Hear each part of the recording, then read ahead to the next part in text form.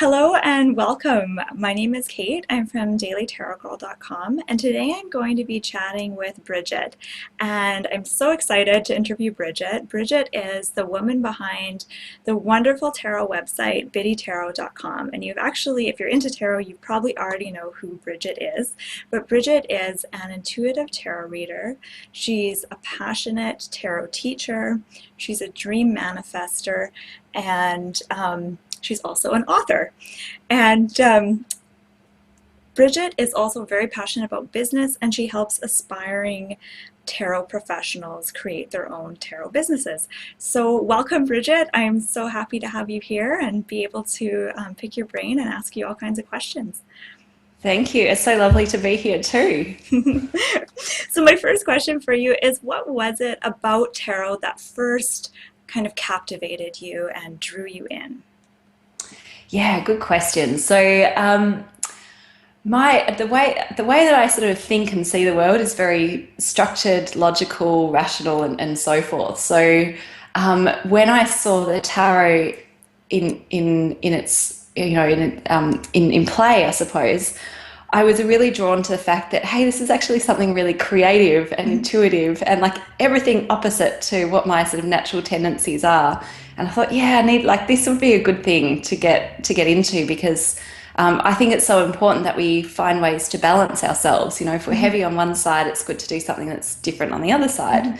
And you know, at that time, I was 18 when I picked up my first deck, and I'd had a tarot reading, and it all eventuated. And I thought, fantastic, maybe I should try and do a bit of that myself. And it was at the time when I was studying at university. So again, I was doing a commerce degree, so it was all very like book heavy and academic.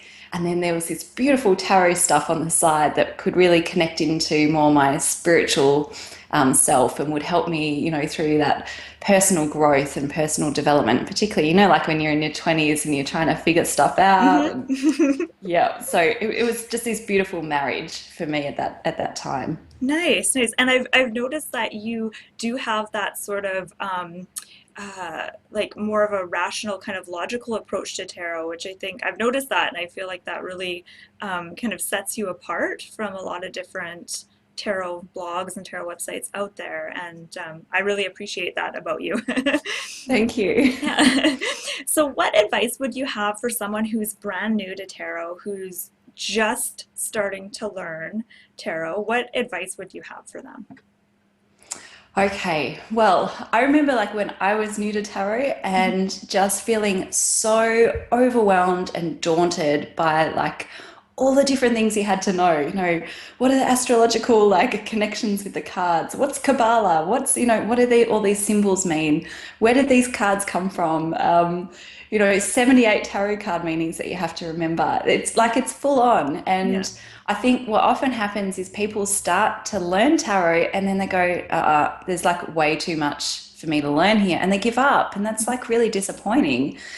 So for people who are starting to read tarot, I think it's really important to keep it simple. And keep it simple means things like, you know, just learn a couple of keywords for every card. You don't have to go and study and rote learn full, like, you know, 3, 4 pages from every different book that you own. Just keep it really tight and simple. And the other thing I think is learn how to read the cards, not what the cards mean. So, Mhm. for example, you know, learn like the techniques around interpreting the pictures, telling the story of what you see in the card. And that way you don't have to rely on your memory to go, oh man, what does this card mean? What this book said this one said this. Mhm. Mhm. Instead, you're going, hey, I see a picture here and I think this is what's going on. And okay, yeah, maybe that's how this relates to what I'm asking. And that's Mhm. so much more fun and, you know, the Yes. pressure's off, you're just going with the flow. Yeah. And that's more of an authentic way to read tarot too, rather than just memorizing like specific meanings, right? Yeah, Mhm. absolutely. Wonderful. So, for someone who's been into tarot for a little while, and they want to have more of a deeper kind of personal experience with the cards, what kinds of tips or suggestions do you have for those kinds of people? Yeah, so I really picked up on like the deeper connection piece. So something I developed last year was soul meditations, Yes. and soul meditations is like it's a program where I've developed these meditations with each of the major arcana cards, Mhm. and I walk you through like you go down into a nice deep state of relaxation. Then you start to bring up the imagery of the one particular card that you're working with and you step into it and you look around. Then you start to become the character that's in that card and you really embody the energy of that card. And I've seen that has been such a powerful experience for people. I mean, it's helpful for people who are new to tarot, but certainly those who've had more experience with the cards find it a really insightful way of getting deeper into what the cards actually mean and creating connections with what do I know of this card rationally and logically Mhm. versus what do I feel like intuitively when I see this card. Yes. It's quite magical when those two meet up and you're like, whoa, I never knew that about this card. Wow, a whole new Yeah, world has yeah. opened up. And So I I think, yeah. I had that experience because I did your soul meditations course, and I had that experience as well, and it was sort of like um, it's almost like it's sort of like a heart-centered way of approaching tarot. I don't know if that makes sense, but you're sort of seeing things through that different lens, like through that different perspective. And yeah, you notice things about the cards that like I've been working with tarot for years and I've never noticed that, and I thought that was incredible. Yeah. And I think also like once you've had this really powerful connection with the card, particularly when it's on that subconscious level, so Mhm. stuff has come up that you never really realized was there around this card and you've embodied that energy. When you go to do a reading the next time, you're like, "Oh, yeah, I remember the feeling that I had when I was like in this card." Yes. And your readings become so much more powerful because you've personally experienced that card and you Hmm. can convey that energy Hmm. versus again, oh, well, the moon means illusions and fears. You've got illusions and Right. fears. You're like, no, there's more. Because when you think about it, I guess like the tarot cards represent, different archetypes, and all of that is within ourselves, right? Like we have sort of every tarot card within ourselves. And so doing the meditation with the tarot cards lets you kind of, yeah, experience that part of yourself rather than seeing it as something kind of outside of yourself. Yeah, Yeah. yeah, yeah. And that can be very powerful. Yeah, Yeah. yeah. Wonderful. So I will actually, if anyone's watching this is interested in doing your soul meditations program, I'm going to put the link to that in the about section of this video if you're watching it on YouTube, and if you're watching on my blog, it will just be a link underneath the video. Okay, so my next question for you is well, it's kind of a two-part question. When does someone know when they're ready to go professional? And do you feel that there's any particular steps or things someone has to do before they start reading tarot professionally? Yeah, good. Another good question. Um, yeah, because I do like to be honest, I think sometimes some readers step into becoming professional readers too soon. Hmm. And on the other side, I think there's a lot of readers who are out there offering free readings, getting great feedback, and not going like they're not charging for their Hmm. readings Yeah. because they're lacking confidence. So I think, so how do you know when you're ready? I think it's one that you have, like, it comes down to confidence so much. So you have to believe in yourself that you are ready, you are worthy of accepting payment for what you have to offer. Because if you go into a reading where someone's paid you and you like feeling really insecure or like, oh, I don't know if this is quite right. I think this might be the right message. I'm not Hmm. really sure. Like, that's not a professional reading for me. Right. Yeah. So you have to be ready in terms of your mindset that, you're ready to become professional. From a more practical sense, I think, it makes sense to have had that experience reading for strangers. Hmm. And having been able to test out, different spreads or, experience different interactions with people. So when someone comes back to you and says, your reading was a whole lot of garbage, like, how are you going to respond? Hmm. because I think you need to be ready for all of that before you go professional. And Right. so things like, I mean, on Biddy Tarot, we've got the Biddy Tarot network, so you can offer free readings in exchange for feedback. Mhm. I think it's American Tarot Association have the free tarot network. Tabby, I think, also have it where, you know, you can offer free readings. Even like, you know, you don't even need that stuff. You can go and set up like a table in the local library or a Mhm. cafe and give free readings. Yes. That I think that's, you know, that's getting that experience is just invaluable in Mhm. terms of then feeling ready to go professional. Right, right. Yeah. Wonderful. And what was the second part again? Let me make sure I've just I answered it. think you answered it. I said, I asked, what things should someone do before they start giving professional readings? Yeah, it's just like read like crazy, Hmm. but Yeah. also set a time limit for yourself, or like, you know, once I hit 50 readings for free, Hmm. then I'm going to start charging, or Right. I'm going to do this for 3 months and then Yeah. I start charging. Because Hmm. again, what I've seen is people really just lack confidence and think, oh, I'm not sure, like maybe I Hmm. need more experience. I'll just give more free readings. You're Yeah. like, oh, you could Yes. do so much more. Yeah, exactly. Um, so what are your thoughts on reading for friends and people you know versus reading for total strangers? Because when I was first practicing, I practiced mainly on friends and people that I knew. And then when I started doing professional readings, I immediately jumped to doing readings for people that I didn't know, which was scary. And I kind of wish I'd practiced more on people that I didn't know before I started doing that. So I just kind of jumped into it a little bit unprepared, and it turned out okay. But I'm just curious what your thoughts are on doing readings for friends versus strangers. I think if you're in that learning and growing phase, it makes sense. Hmm. Because, you know, there's only so many readings that you can do on yourself. Yeah. And then the natural progression is do a reading for a friend. Hmm. And then I think it's a good idea to then go into reading for strangers free Hmm. before you go into the professional Yeah. space. Or even like, you know, if you're wanting to challenge yourself, why not just do it like do a reading for strangers like as a donation, Hmm. so they can donate based on the value of your reading. Yeah. I think like once you're a professional reader and you're confident and you're not needing that extra Hmm. experience because you feel like you know what you're doing. Yeah, I think it's a really interesting one. Do you read for friends? Because I actually feel quite uncomfortable reading for friends who are not like really close friends, but sort of friends of friends, or you know, Hmm. my husband's friends. Because part of me thinks, well, like this is my job and my work. Hmm. Like I put all my energy into my client readings, and often I don't have much energy left after that for more readings. Yeah.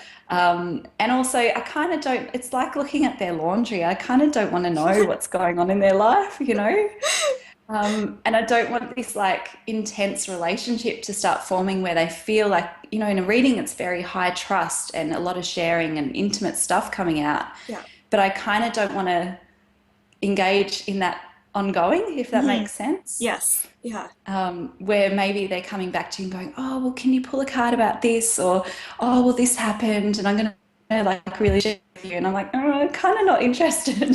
I mean that with love and compassion, but you know, Well, it's kind of like if you were to be like a professional psychologist and then suddenly your husband's friends start coming to you and telling you all their problems, it would be pretty awkward. yeah.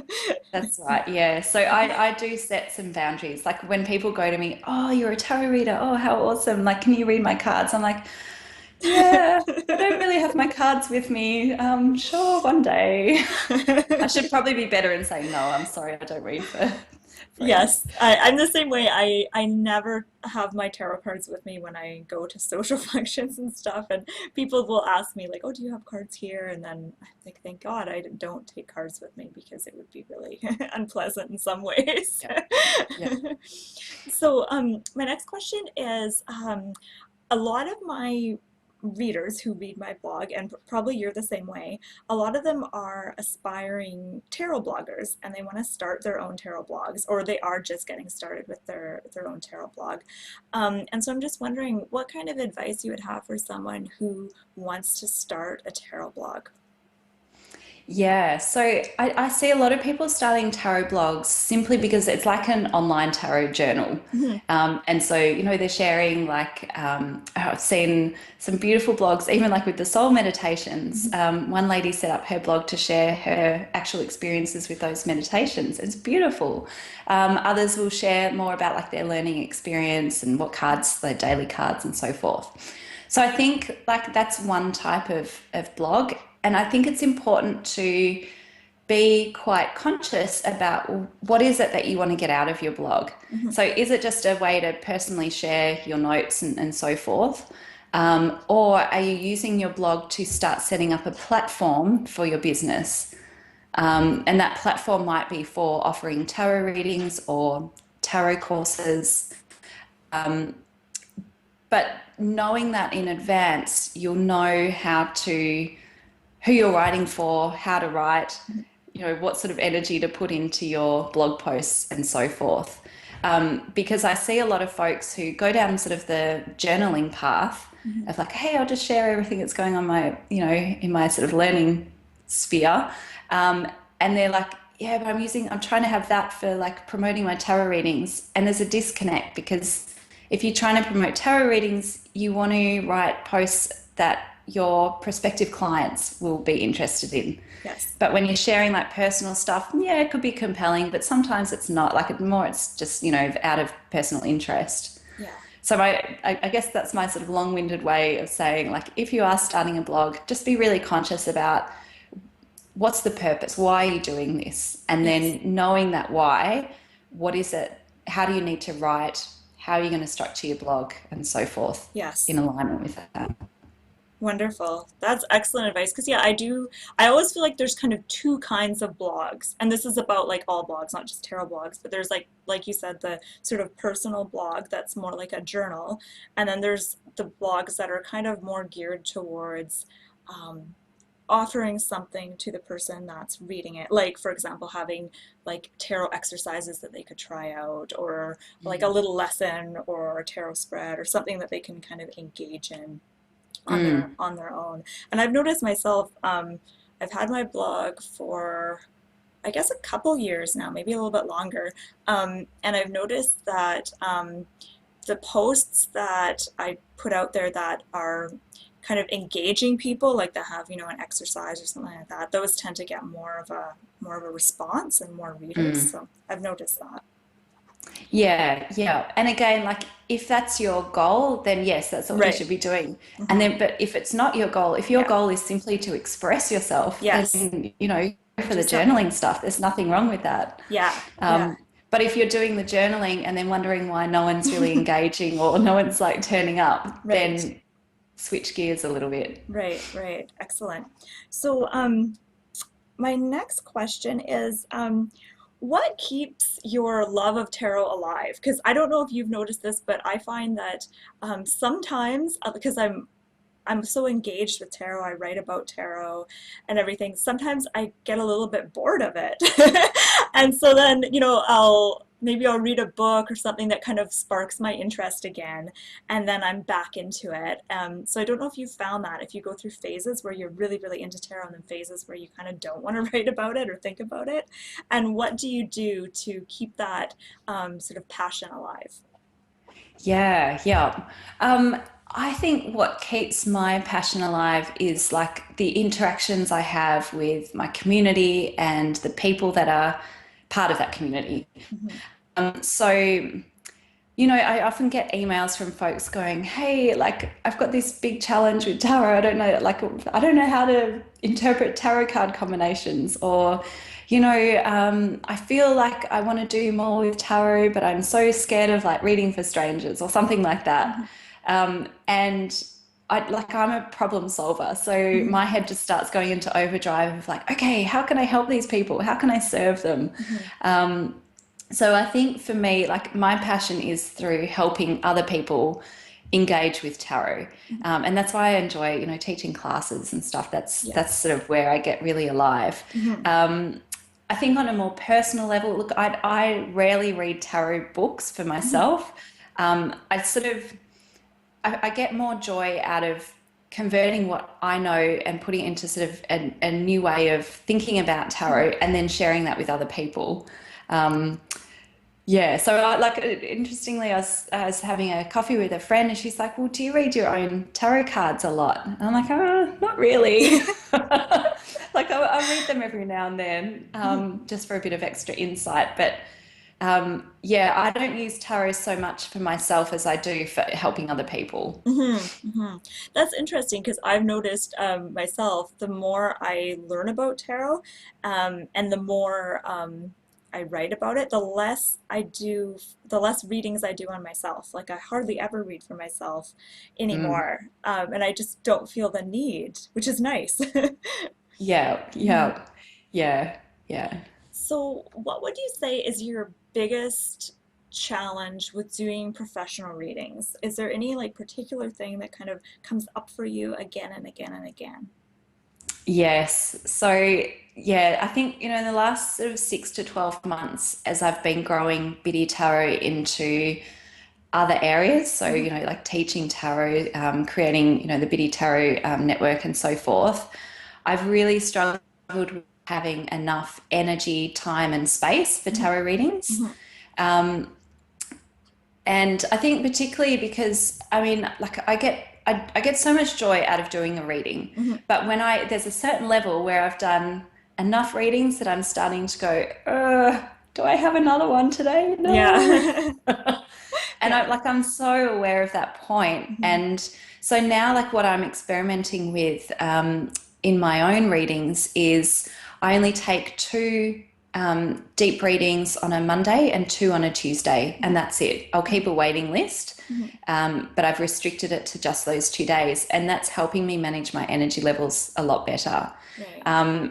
And then in addition to that, like I've got 3 readers now on my site. Mhm. So if my waiting list, like at the moment's, 5 weeks long, Mhm. I can still serve and help other people because I've got other readers who can read for them more quickly. Right. Um, so I think, yeah, in terms of challenges, it's around just energy and having that space to really get into it Mhm. and serve people the way that I want to, I Right. suppose. And I think like also as you grow and expand your business, like I love it where I can help. It's like the one to many model Mhm. versus the one to one. Yes. So the more that I can help more people, the better for me Mhm. and for them. Yes. Whereas a reading's just a one to one, which, I think there's only so much space for that type of one to one interaction, if that makes Right. sense. Yes. Absolutely. I've noticed that myself as well, is that doing teaching is more energizing than doing one-to-one. I find the one-to-one can feel really draining. Mm, Whereas teaching to me, I feel in a way like I'm sort of inspiring people, whereas doing one-to-one reading, I feel like it's more of a support kind of thing, like a almost like you're a counselor sort of. I don't know if you've noticed that as right. well. Yeah, yeah, sometimes. Hmm. Yeah. Yeah, and like, to give like a really good reading, you've got to be so energetically in that reading. Yeah. And I don't think people outside of that space realize how much energy Yes. goes into a reading. Yeah. And it's not so much you sitting there and typing or talking or whatever. It's a heart energy that's going Hmm. in. Yeah. Um, and that can be quite intense. So yeah, my trick is just to know exactly where that point is where I start feeling a bit burnt out and frazzled, and Hmm. I cap it at that point so Right. that the readings that I do, I'm feeling awesome about, I feel Yes. energized, and then I've run out of that. Okay, Yeah. that's good because I've got another week of like a break, and then I start again. I feel excited again by the next Yes. Monday. Yeah. Lovely. So when it comes to doing readings for yourself, um, uh, my biggest challenge when I do readings on myself is I usually do the reading when I'm maybe feeling really charged up about something. And I'll be feeling really stressed about something, or I'll really, really want something to happen. Maybe I'm really trying to manifest something. And so then I'll really want to do a reading to get clear on it. But I find for me, and I know there's many other people who have this issue as well, I find that that kind of taints the reading. Like it's really hard Mm, to get a clear, accurate reading when you're feeling really emotionally uh, involved in the issue that you're doing the reading around. So, do you have any tips or advice to how someone could um, get better at dealing with that? Yeah, yeah. Actually, it's so funny because yesterday, how do I say all of this? So yesterday, well, I'm doing a paleo type diet, right? So Okay, I've yeah. been doing it for like 2 or 3 months, and my goal has been to drop a few kilos. Mhm, Um, and it just hasn't been as fast as I want it to, right? mhm, So yesterday I was starting to get a little worked up, thinking, oh, when is this going to happen? Why aren't I losing weight? I was like yeah. getting quite stressed. Mhm, And I thought, okay, I'll just bring out the tarot cards, I'll do a reading. And I was the same, like I was so emotionally invested in it. mhm, And so, like some of the messages in that reading were like, let go of what's not working. And I'm thinking, does that mean I should just quit now? Like, what does that mean? Or does that mean I need to like let go of like these thoughts of like getting too hung up on the program and mhm, so forth? And I could really feel my own bias and my own agenda getting in mhm, the way. So I think, in those types of situations, if you really want to do the reading for yourself, treat yourself like a client. So say to yourself, okay, we're going to do a reading. We've got a half an hour reading mhm, here. So you really invest in going through each card, talking about what's going on, making all the connections, giving a summary, giving some advice. Because I think oftentimes you go, oh, I need to do a reading. All the cards mhm. come out, and you're like, oh, okay, that's what it means. Okay, and Yeah, then you're yeah. sort of like, oh, I Yeah, kind of didn't like that message. Oh, I'll just forget about it. right. Whereas I think you have to really give that reading the time it deserves, and I think you'll get more out of it if you give Mhm. it more time. Yes. Otherwise, if you do, yeah, for me, like I just go and see another reader. Mhm, If it's something mhm, that's pretty important, mhm. I'll book in to see someone else. Right, right. Um, I like your suggestion with just having that, set amount of time to do the reading. One thing I did when I was first learning tarot, and I can't remember if I got this idea out of a book or what, but I did, like you said, I did a reading for myself as if I was a client, Mm. and I actually tape recorded myself giving the reading as if I was giving it to someone else, and then the next day I listened back to it, and it was really cool, like how insightful it was. Whereas if I was just giving myself the reading like I normally do, I Mm. tend to do exactly what you said. I'll look at the cards and be like, oh, I know what that means. Yeah. And then I like, don't really give it Yeah. the energy and the time that's really needed to get a good reading. So yeah, it's Yes. important. Yeah. Hmm. Yeah. Yeah. Okay, so I'm out of questions. I've gone through all of my questions, and I just want to say thank you so much, Bridget, for sharing your knowledge and your expertise with us today. And I just want to sort of close the interview um, with asking you what if you have any like particular message um, or thing about tarot that you want people to know or you wish people really understood? Mm. Hmm. How to express it? I think like I really just I want tarot to be like so normal Mhm, and accessible to people. I often see like the tarot deck as like it's almost like a self-help book. So I wish that we're so accustomed to going to a self-help book for personal development. So why can't we go to like a tarot deck mhm, and use that for personal development? And I wish we could just let go of all of like the mysticism and you know um, all that sort of evil tarot is evil stuff and just whoosh yes. move that aside and Mhm, just accept tarot as just a normal way or another way of how we can connect with ourselves and connect with other people mhm, and understand how we all work. mhm. That would be exciting if the sort of common perception of tarot was just as like a self-help tool. I think that would be Yes, wonderful. that's So I'm going to beautiful. put that intention out there and hope for the best. That's awesome. So, where can people find you if they want to learn more about you? Brilliant. So I'm at biddytarot.com and I also run tarotfoundations.com, and that's really like the learning hub for Biddy Tarot, where you'll find all the courses and masterclasses and so forth. I'm always on Facebook, so facebook.com/Biddy Tarot. Mhm. Twitter, although I don't really like Twitter, but my handle there is Biddy Tarot. Biddy Tarot. Yep. So just Biddy Tarot and I'm there. Wonderful. And I'll put all those links in the about section of this video, or if you're watching on my blog, I'll put all those links just below the video if you want to check out Brigit and her work. So once again, thank you so much, Brigit. It's been wonderful chatting with you, and thank you so much for sharing everything you know about tarot today. Thank you. It's my absolute pleasure. Bye-bye.